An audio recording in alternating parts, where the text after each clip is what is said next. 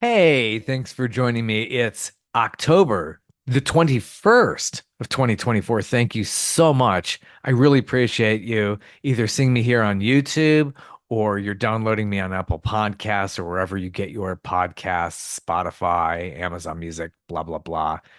I've been doing this for quite some time now, and I'm really excited because I have so many wonderful people who've shown up here and really kind of gave me the secret to their sauce. And that's something that I get very curious about is how do you do this? And I'm just always amazed by all these artists and musicians and so many great talented people.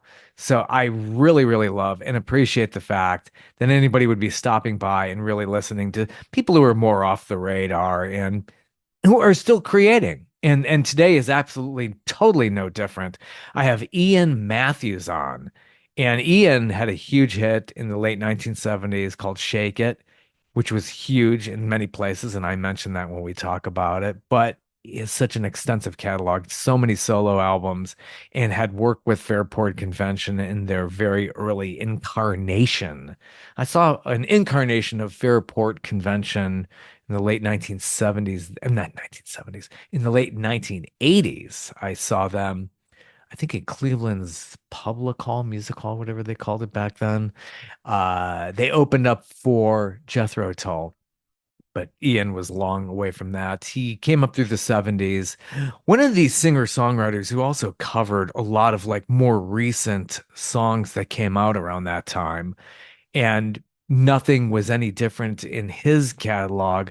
He covered the Steely Dan song Dirty Work. A lot of people had covered Dirty Work, and he does a really good job. Great albums from that period. If you ever want to check out his back catalog, I really enjoyed actually delving through and listening to some of those records.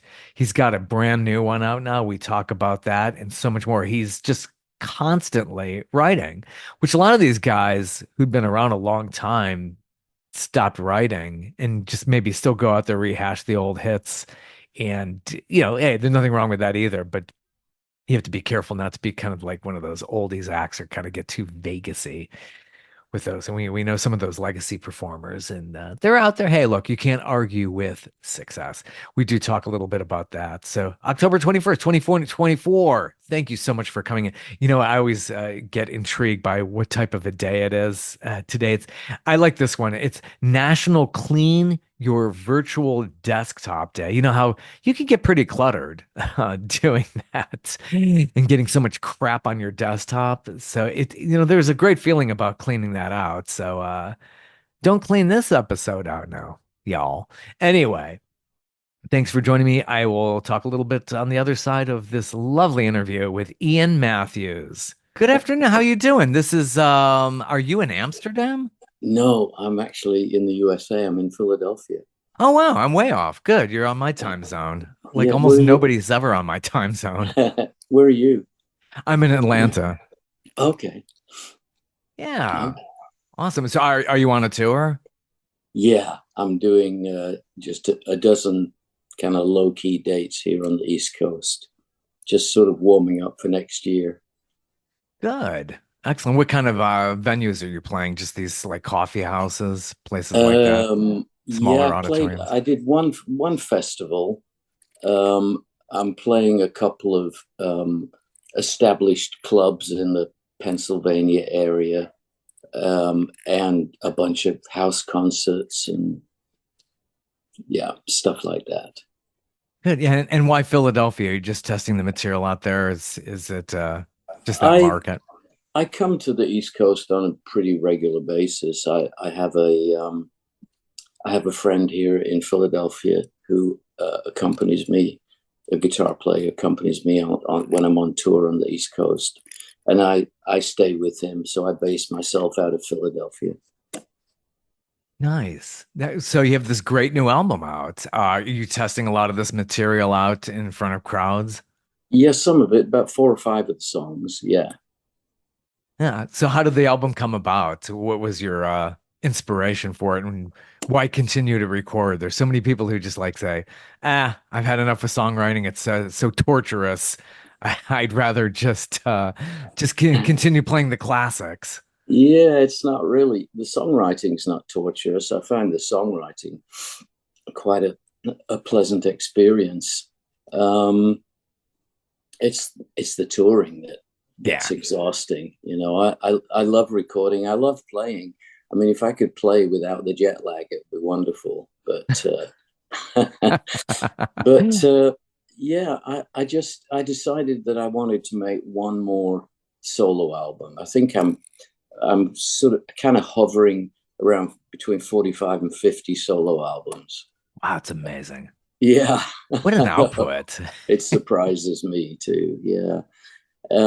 And I figured I'll make one more, and I will make some sort of announcement that I'm making one more, so that whoever listens to my music will know what's going on. Yeah. And lo and behold, for the first time in many years, an American label has come along and uh, picked it up very enthusiastically, and they're putting it out in the USA. So maybe it's because I said it's my last album, or maybe it's because they genuinely like it. I think they do. I think they do. I've listened through this and it's just really it feels very contemporary, very fresh, and it's got this great amount of inspiration to it. So Oh, yeah, thank you, thank you. yeah, I appreciate, absolutely. yeah, I appreciate that. Yeah, yeah. And I work hard on my songwriting, Bob. Uh, I spend a lot of time on my lyrics. You know, I really fine tune my lyrics these days, trying to say exactly what I want to say in some kind of literate form in as few words as possible. yeah, which is a huge challenge as a songwriter is to be able to convey those with few words and to really have a cohesive message. It seems like the culture has a big impact on you as well. You get very contemporary with some of these lyrics. Uh, and my favorite is that CNN gets a mention in there because I've worked with them for many years. Oh, So right. I'm That's glad right. they got into one of your songs. So you must have been Yeah. watching quite a bit. It's good. Somebody's watching. Maybe they'll endorse me. Yeah, it's called Where is Love? And everybody who are the CNNers or those who watch, it's is well represented in this album. Yeah, I'm a big CNN watcher. You know, uh, I live in the Netherlands, and apart from the BBC News, which I watch religiously, I like to Yeah. keep an overview of what's happening around the rest of the world, and CNN is a great source for that. Yeah, and you see international, which a lot of people don't understand. I mean, we've been doing a lot of simulcasting with the domestic partner, but international, if you see the original international shows, Yeah, it's closer to BBC. Nothing like the CNN domestic you see here in the States. yeah. I'm a little bit removed from domestic U.S. news. Yeah. Probably I don't really. better for your health if anything. It has been a stressful, actually, the last decade's been kind of stressful. So, yeah, Yeah, they it seeps yeah. into your dreams, which become nightmares. Sounds horrible. It really is just wow. You know, you got to pinch me. It's just it's crazy.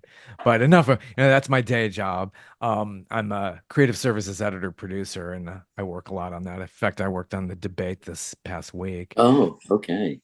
Been That was very, very something, interesting. huh? Yes, yes. Wow. Incredibly. Yeah. Very well done. How We do you see that affecting the run in? Do you think it's going to change many I don't people's think it's gonna minds? it might tip the balance a little bit here or there, but at the end of the day, it's still gonna be incredibly close. It could come down to it all ends up here in Georgia by a couple hundred votes. Yeah, So I've yeah. never seen it that close. It's just, yeah. Fingers crossed. Yeah, exactly. But and your new album, so you recorded this in a very unique way. It's called Bartman Studio, and you have some very good backing vocals in there, including your daughter. That's right. Yeah, I like harmony vocals. Most of my albums have harmony vocals. I went to town a little bit more on this one with the background vocals because I wanted my daughter to be involved in it too, and she ended up singing on 3 songs. Yeah, and she took the photographs for the artwork as well, so she's heavily involved. Yeah, apples falling not too far from the tree. That's very, very nice. It's good Keeping to see fingers that. crossed again. Yeah, yeah. That's really encouraging and very inspirational. Not just the fact that you're doing over 50 some albums now.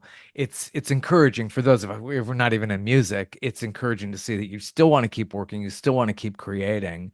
And it's quite an inspiration to see that.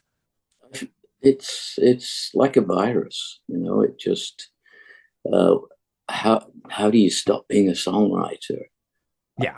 I've asked myself that question so many times, and uh, there there just doesn't seem any real way to stop being a songwriter. It's not like it's a faucet that you turn on and off. It just it dominates your everyday life being a songwriter. You know, whether you're in a conversation with someone or a group of people or reading a book or watching a movie or everything Yeah. suggests composition, everything. Yeah, which And yeah. consequently, you know, there's a song on this album called "The Bird and the Fish" that came about after I read a book by an American novelist, a man named Richard Powers, and it's a book about interracial relationships, and he likens an interracial relationship to the bird and the Yeah. fish. If the bird and the fish would fall in love, where would they build their nest? Yeah, it's And is it I just time? thought, Yeah. what a wonderful sentiment. Yeah. What great song fodder that is. Oh yeah, it's beautiful. Is it the book Time of Our Singing? Is that Yes. Do yeah. you know that book? I've heard about that. Oh Now I man. gotta go find that. Yeah, that's If you're an avid yeah, reader, it's yeah, such a beautiful book. Yeah, yeah, yeah. So much talking about prejudice and these things that in our social fabric. It's just that's that's right. That's right. Yeah.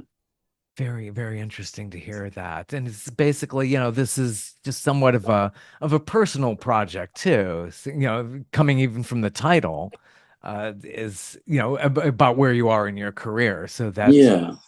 summing that Yeah. up.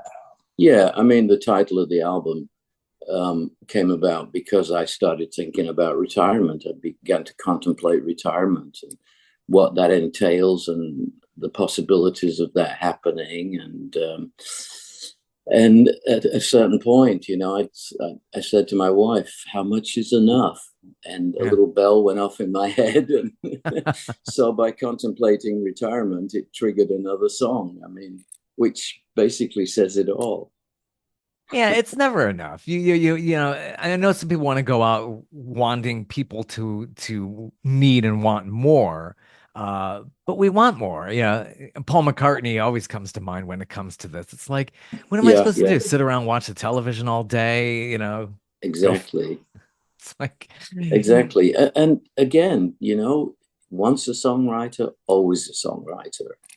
It just it just does not go away. It will probably take some kind of physical problem for it to stop yeah. for me. You know, if I lose my eyesight or lose a leg or I I don't know. I don't know. I just am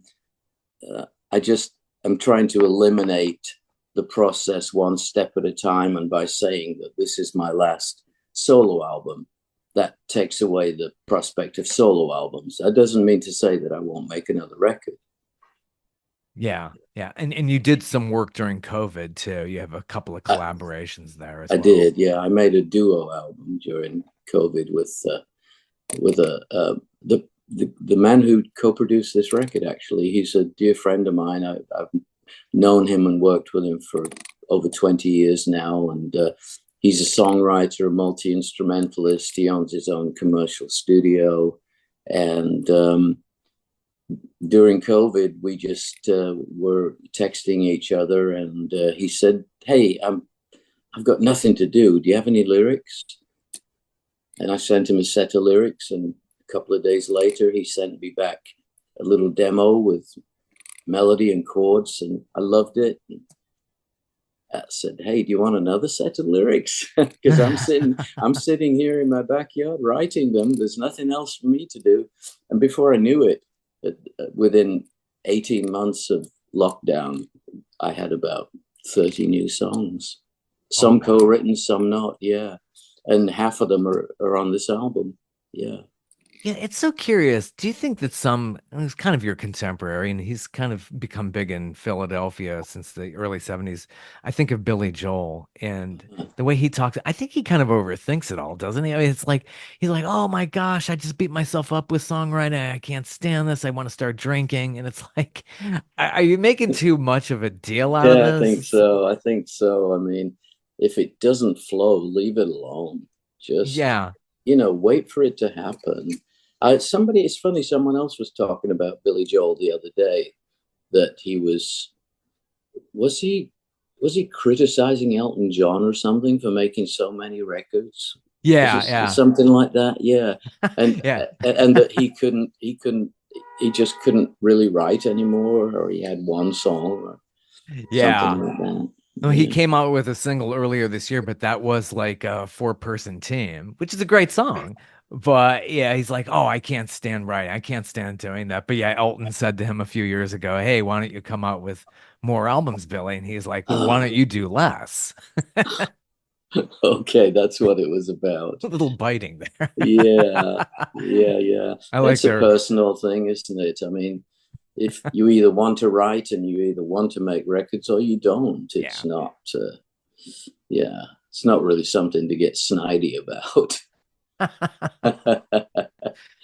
And it's interesting because we're talking about somebody like a Billy Joel and before, like basically from 1970 to 1980, and somebody just put out a podcast episode about this, about how he would be immediately covered. I mean, there are like a zillion versions of Just the Way You Are Hmm. back in the day. That used to, it seemed to happen a lot back in the 70s. And did you kind of partake in that? Because you did some covers and did very well Yeah, with some. yeah. I mean, it was a big part of my makeup back in the 70s. I listened to a lot of music, and I did quite a few covers. Usually, half of my album would be a cover versions of other people's songs. I tended to go more underground. I tended to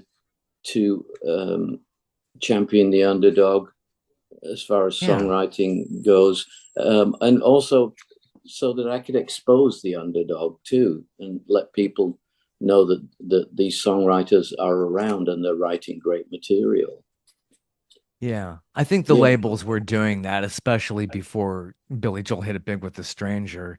yeah, Those songs from the first four albums, they were immediately covered, and so many different takes yeah.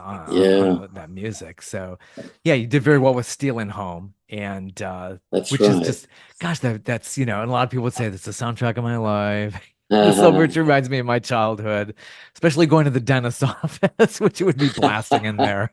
Oh I always remember God. Hey, just say I got my teeth drilled to shake it a few times. Is that right? Yeah. Uh, But yeah, I mean, it really is. You know you've done it when you say people say it's the soundtrack of my life. I remember Woodstock. I remember these great songs. It's just 70s was a special time, definitely. it's hard to relate to people saying that, though. It's hard to imagine one of my albums being the soundtrack of someone's life. Yeah. I mean, I Like want them to like it. I want them to embrace it. But the soundtrack of your life, my yeah. God, scary. Yeah. Well, in those days, it wasn't so segmented either. I mean, you were on the radio, you were mixed in with everybody else That's and right. That's right. Yeah. played a lot. Like all those songs, definitely. And gosh, I love Tom Waits. You go back to old 55, it's just Yeah. really has that very personal connection. Yeah. I still play, when I play live, I play The Heart of Saturday Night. I still have that in my Yeah. set list. Yeah. He was a wonderful, wonderful writer. Yeah. Became a Just little obtuse later on, but yeah, I love how he inspired so many people like you. And then, the Eagles doing, Seven Bridges Road. It's mm, just wow, the harmony on that. You can't beat that. yeah, thanks to me. Where are my royalties? Wait a minute. Yeah, I was very, very put out about that at the time. I remember, particularly that they didn't acknowledge where they got it from. Yeah. It Yeah. felt like a real kick in the nuts when they did that. Yeah, because so many people would say, "Oh yeah, that's an Eagles composition. Henley did that." It's like, no, Stephen Young. It's just this goes back a little bit before this live album. So yeah, I mean, I love Yeah, the arrangement and everything, but yeah, people forget the history. yeah, yeah. God, and definitely Dirty Work is another one that comes to mind too. It's just yeah, that's completely hits home. I And think about they that song. Steely Dan were no big deal at the time. You know, we're talking about 1974. They were just kind of they'd had a couple of hits, but on a FM level, they were just kind of getting moving. And so to do a Steely Dan song in 1974 was okay too. It was sort of semi underground. Yeah, Yeah, it was before they hit this other stride and they that's got right. into these. And they really took and then they did Katie Lied, and yeah, all hell broke loose. Hmm. Very good for them. So, with this album, how long did this take to record? And did you do a lot of pieces, parts? People send in files. The way we do albums now, if the technology is radically different than you were back in the studio, using Yeah, tape. I record pretty quick, pretty fast. I once I know the songs that I'm gonna put down, I don't hang around. I think it took us maybe a week to lay the tracks down. Um, Another 5 6 days to do all the vocals, and then 3 days to mix it and a day to master. So Hmm. less than 3 weeks for the entire process. Yeah. Yeah, I like to get in there and put it all down and be able to look at it and see that everything's lined up and everything sounds the way I want it to sound, and the sequencing is right, and because that's important too, the sequencing. You know, it's always for me, it's always a trial trying to figure out what the first two or three songs should be on any record. Yeah, that's a big deal if you want to make this a good cohesive project, That's because you right. probably have That's to do right. a number of listens and say, well, no, this is, faster, slower. Do I want to just keep that rhythm Yeah. through there? Yeah. Sometimes, yeah, I tell you what I used to do too, Bob. I used to take the final mixes into my car and let my CD player in the car play them at random. I used to call it God's Jukebox. And a couple of albums, I've actually let my car suggest the sequence, and it came out with a really good sequence a couple of Wow. times. Early Yeah. AI for sure. Yeah, very early AI. We didn't even know that's what it was at the time. Amazing. Yeah, it's very important. And to hear the mix in the car where so many people were listening all the time. Most people are listening on the go. Now it's probably much more in the headphones. People listen to things more digitally now. Yeah, But Spotify. And yeah, yeah, yeah, which doesn't give you the best of frequencies. Things are so compressed when you're listening to stuff that way, but that's a reality. yeah, yeah. I still know a lot of people that buy CDs, so I think the discerning listeners will go for the audio files rather than the MP3s. Yeah, Yeah, and then the packaging and everything, that's the whole thing about digital. It gives it such short shrift to the physical media. It's nice to have the booklet. And of course, like you were saying, your daughter did the photographs. yeah, yeah. I love packaging. I spend hours poring over packaging, seeing if there's any subliminal messages in there. Or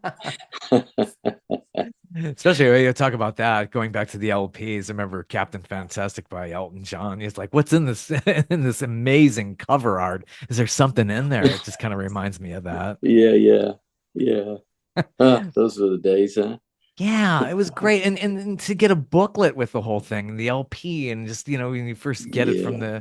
the dating myself as well. Uh, I love packages with lyric booklets in them. I mean, I love to read along with a song and see what the artist is actually saying, because sometimes you miss the nuances when you're listening to it. But if you can read along to it, for me, it adds a lot.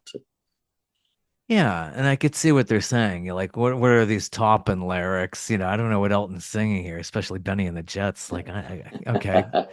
Yeah, that was beautiful packaging, good by Yellow Brick Road with the gatefold and Oh just, yeah, yeah, yeah, good yeah. stuff. Good stuff. You have great song on here, Ripples in a Stream. Oh That is a great song to be the opener. Um, yeah, it's autobiographical. And sometimes I catch myself thinking about what I'm doing and where I've been and the process that I've been through to get where I am, and it occasionally inspires that kind of song. I have another one from an album a while back, a song called Pebbles in the Road, which is the same, hmm. ripples in the stream, pebbles in the road. It's a similar kind of sentiment, but it's a necessary process for me to go back and reminisce and look at that stuff. And yeah, Yeah. Yeah, it is. And when you're at that point in your career too. And then again, you're getting contemporary with She's a Digital Girl. So, I could somewhat relate. I have one daughter. It's who was like, growing up as the digital age was dawning yeah. again, then taking to their digital stuff, their There's no phones. stopping them, is there? There's just no stopping them. It is what it is. Sometimes it's very annoying. Um, I so want her to read books, but she's just not interested in books. All she's interested in is her telephone. And that damn thing's not even a telephone to her. It's You I've can't never call them on it. I've never seen her make a phone call. And when I call her on it, she never answers. So relate. So re Yeah. I tried to do it in a loving way and in a funny way, and I guess I succeeded because she instantly agreed to sing her bits on it. So Yeah, uh, 18 going on 30. I think the girls grow up a little bit faster, probably way too fast. yeah, It's just sure feels that way. Yeah, I think it's it a does. universal thing. Yeah. My daughter's been actually reading like ebooks on the phone, but like I mean, I could see on a tablet I like having like the Nook or something, but like a little phone and you're reading a whole book on this thing, it's Yeah, just I can't do that. No, yeah. my eyesight's bad enough as it is. It's not good for the eyes at all. It really No, isn't. That no, much no. screen time. Yeah. Yeah, and you get into another internet themed song with New Dark Ages, and it kind of is in that realm of just how we have changed as a society. Yeah, and again, it's a little message to her as well. Uh, just kind of just watch your step. Yeah. It's things are not the way they were 10 years ago, even. And coming out of that whole lockdown stuff, it just feels like the world has changed drastically. It's not, when I was a kid, I know it's a long time ago, and my wife would say back in the dark ages. But when I was a kid, I went out in the morning to play with my friends and came back at dinner time. Yeah. And we never locked our door. I can't remember ever locking our front door, our back door. Um, it's unthinkable now, that stuff. Um, and it Yeah, was kind totally. of that sort of thing running through my mind when I wrote the New Dark Ages. It was feeling like when lockdown ended, it felt like a very uncertain period we were approaching. I just wasn't sure what it was going to be like, what was going to happen, and it's to a degree it still is. It feels like we've entered a very aggressive period. Yeah, it got a little cagey just being in so much, not really going anywhere as much, but I did a little bit of travel during the pandemic. I went to Boston twice when my daughter was living there, and I pretty much had the airport to myself. It was a very eerie thing. Felt like I was in some kind of horror movie, Yeah. I have all of Logan Airport to myself. It Yeah. was strange, yeah. But if you were like, not really so much germophobic, but if you were like very concerned during that time, yeah, you really went nowhere. It's just Hmm. it was a weird feeling. And now coming out of that where we are now, I didn't think there would be an end. I thought it'd be several years we would be pretty much in lockdown. Yeah. Yeah. It sure felt that way, didn't it? Yeah, yeah. It's like what's gonna go on? How could you quickly develop a vaccine to knock the numbers down? I was very uncertain about that. Mm, mm, mm. And worked on it and helped to work on the coverage for that. And I thought that was very important. I was actually proud to be a part of a lot of that. Just like we were given the numbers out, I was making graphic charts for air all the time. Ah, Very proud of that, just to like, inform the public. And yeah, then yeah, yeah, once that yeah, vaccine came in, though those numbers were coming down, it's like, oh, I think I see light through the trees here. yeah. I think that was an important service to have because you were keeping everybody aware of the possibilities for the future. Yeah. There will be some light at the other end. There are things happening. Just try and be patient and try and be optimistic and hopeful. And yeah, Yeah. It's very yeah, true. good for you. Yeah, I felt very good about that. Thanks. Yeah, Yeah, and talking about the societal issues and everything, Turn and Run is a really great track, kind of like your anthem. That's it kind of reminds me of that. yeah. Again, I was watching CNN, So it's and so much inspiration watching the air. and it was at the time when the Americans and the Brits were pulling out of Afghanistan, and they had to leave all kinds of people behind, interpreters, informers, you name it. And I tried to imagine what that must be like. I mean, it's almost a death warrant for those people. And I tried to put myself somewhat in that position and try and see it through their eyes. And that's kind of how that song came about, Turn and Run. Yeah, you can't get those images out of your head with the big plane leaving and people hanging on it. People at the It's fences, yeah, I know. gosh, Yeah, what a mess. And policies like that, it's just you say you're going to be in there for the long haul. But people back home are saying, "Hey, we're spending billions doing all of this. What's going on here?" So mm-hmm, mm-hmm. there's that pressure to like, "Oh, we need to just get out." It reminds me of the end of Vietnam. It's like, that was a no-win situation and just very Yeah, tragic. yeah. It seems like all of those invasions end up that way. Yeah, yeah, especially Iraq was just another one. It's like I understood that first Gulf War there was an end game there, but then there was all this criticism like, hey, wait a minute, why didn't you at that point march all the way into Baghdad? Well, that wasn't in the UN charter. We went by what the UN wanted to do. That was the Right, resolution. right. Yeah, So yeah. yeah. I don't understand a lot of the politics of that stuff because I'm not, I'm not involved in that. You're very deeply involved in all that stuff, so you probably understand it far better than I do. But it Yeah. all seemed so sketchy from a distance. Yeah, it is. And I could see where the public comes to some of the conclusions that they come to what they're perceiving. But behind the scenes, yeah, and it is true. It seems like, yeah, there's just a few at the very top, that 1%, who Mm, pretty much, are controlling the strings to society. Yeah, It's yeah, feels that way. yeah.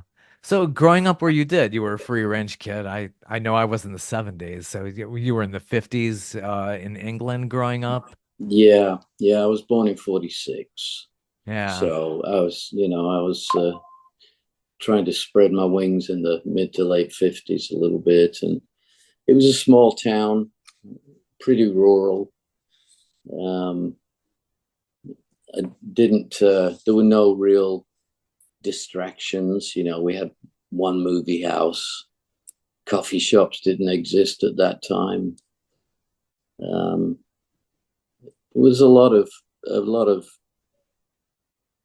entertain yourself kind of stuff going Oh, on. I could see that kind of countryside though. Lots of greenery. That's how I always think of Europe and just going over there. It's just Yeah, yeah, especially where I lived in the north of England. It was just a little town that made their living from making ropes wow. ropes to tie up ocean liners. So they made these huge fat ropes Huh, to tie up ocean liners before they went to cables and stuff. interesting. Was that any Yeah, of that made out of hemp or what kind of material did they use? I believe so. Yeah, I believe it was made out of hemp. Sisal, is it sisal? Is that what it's called? Sounds familiar, Yeah, yeah, yeah. Wow. This, yeah, the different eras and things like that. So yeah. what had you get into music? What did you discover in music I when you were growing up?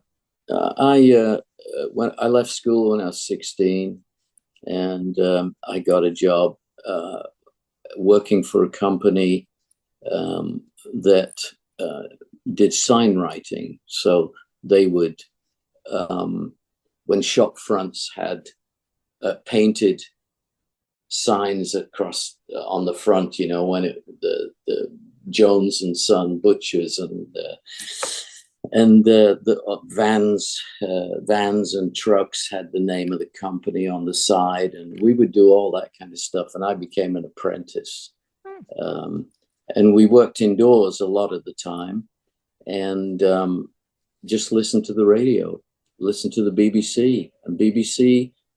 There was one and two, that was it, and the BBC One played music all day long, and hits of the day basically. And I Huh. just found myself singing along to these things and being encouraged by my co-workers. Why don't you pursue that? Why don't you get in a band? You can do that. And I just kind of took it to heart and searched out a band and started playing village halls and stuff and fates and at a certain point, I realized that I was going to get nowhere doing that in the north of England, and decided to go down to London, just take the leap of faith and go down Yeah. to London. And that was in 66. I went down to London. Huh. Oh, yeah, almost 60 years now. It's just like that's around the time that I was born. So, yeah, London must have been really exciting in the 60s. It That's just was. It what was. was, I yeah. instantly got a job working in Carnaby Street too, so it was doubly exciting. Yeah, everybody, well, all the rock and roll people, all the showbiz people would come down to Carnaby Street for their clothes and their shoes, and that's kind of how I got into the business, through working in Carnaby Street, meeting people. Yeah, yeah. They And came to then me. Yeah. and how did Fairport Convention come about? Um, Again, it was a word of mouth thing. The band that I was in folded, and one of the people from Fairport was friendly with the man who was running the label that my previous band had been on. He was up there talking to him, saying, we're looking for well, we've got a female singer. We're looking for a male singer. Do you know anybody? And yeah, well, I know this guy. His band just folded, and he's a good singer. Maybe you should think about having a listen to him. And it just, yeah, it just kind of happened. Yeah, It, first it three would, albums. Yeah, very good. yeah, it wasn't a difficult thing in those days because it was such an open playing field, you know. Yeah, true, true. And then you take this whole left turn by doing Southern Comfort. And yeah, so obviously stumbled on US Southern type music at some point. Yeah, it wasn't so much Southern type music. It was just American Yeah, singer-songwriter. too. Um, and that came about through my early days in Fairport. You know, they listened to American singer-songwriters whoever was emerging at that time. You know, the Dylans and the Jonies and the Cohens and the Tim Hardins and the Richard Farinas, and I just it resonated with me, that stuff. And when I left, well, Fairport went on to be more of an original band. They stopped doing covers and began doing their own material.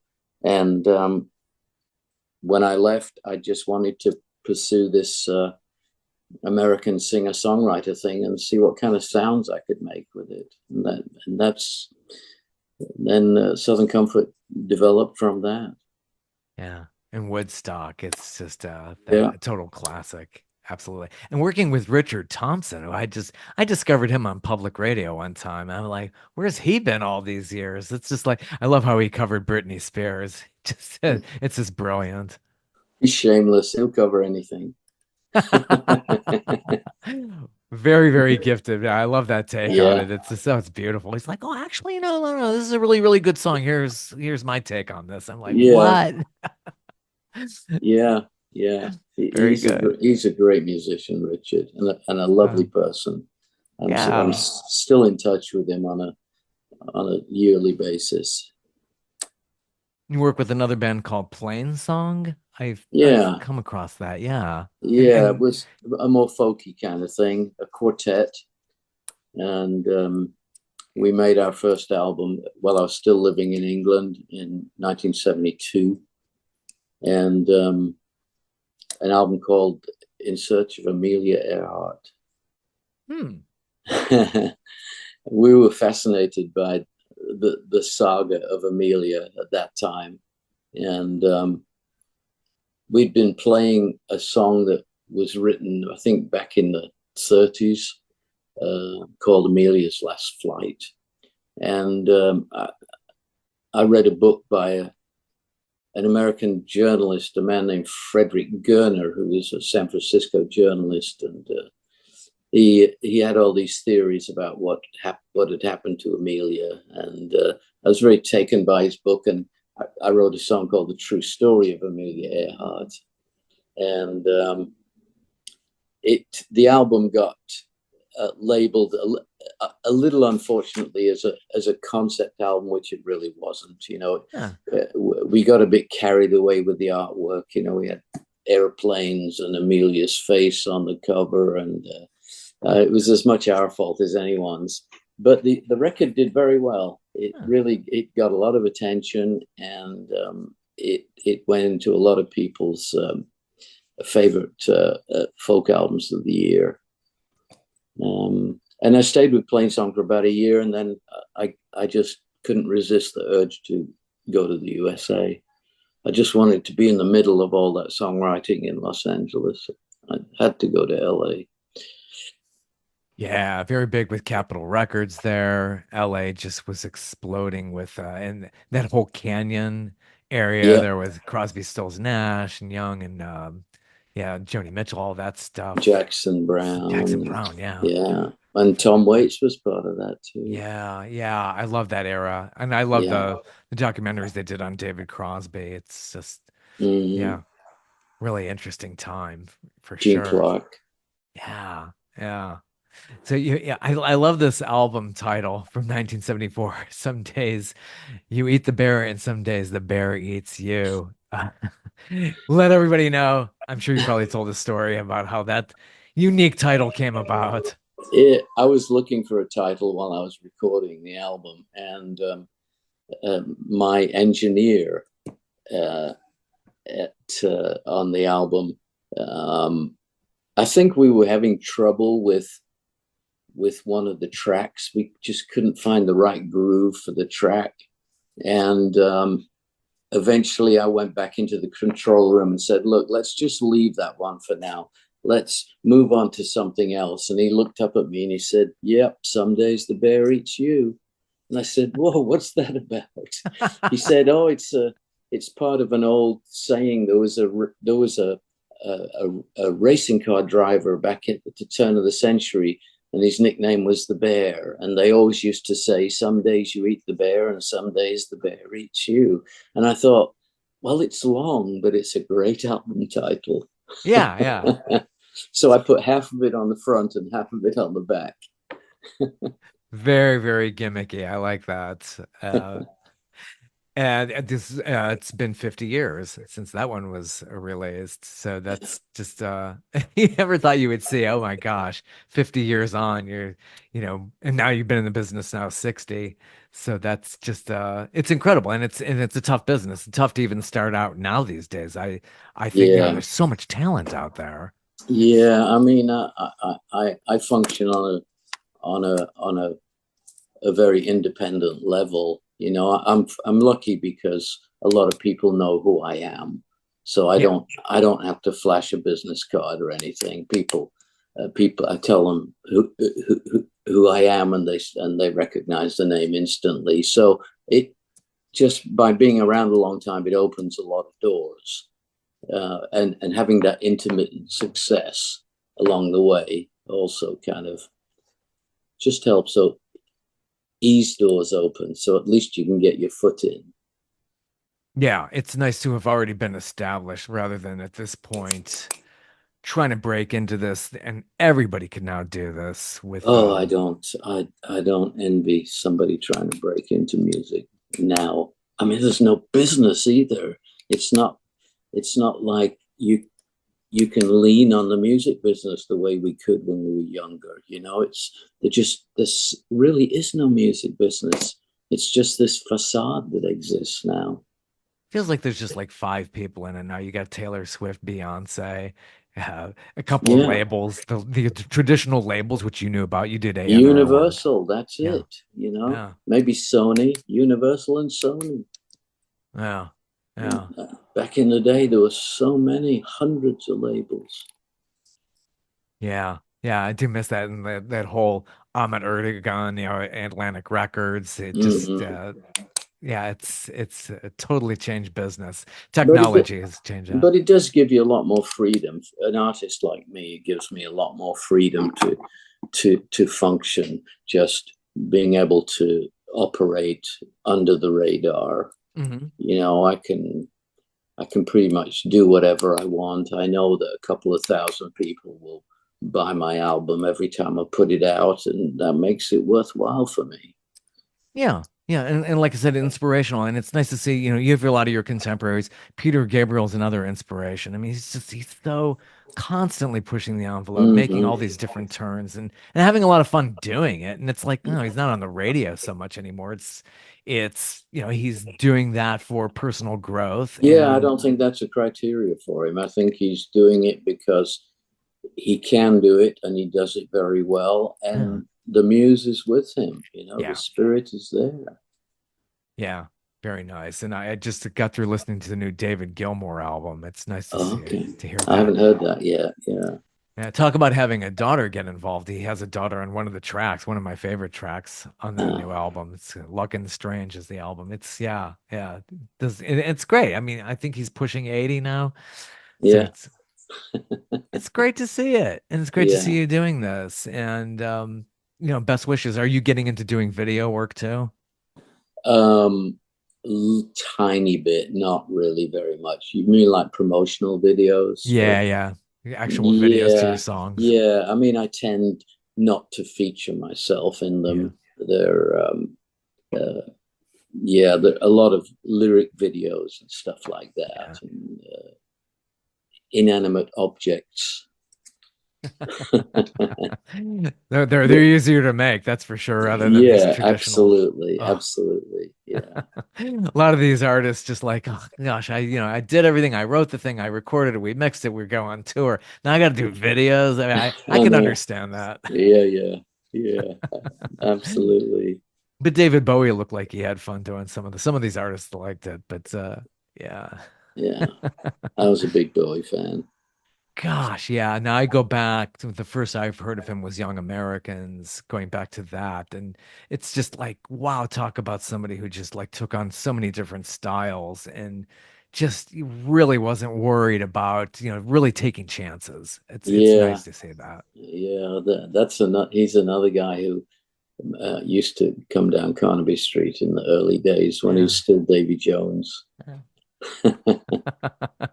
And you had to change your name too because there was somebody in King Crimson with Yeah, your that's birth right. name. He left. My name was McDonald. I grew up being McDonald.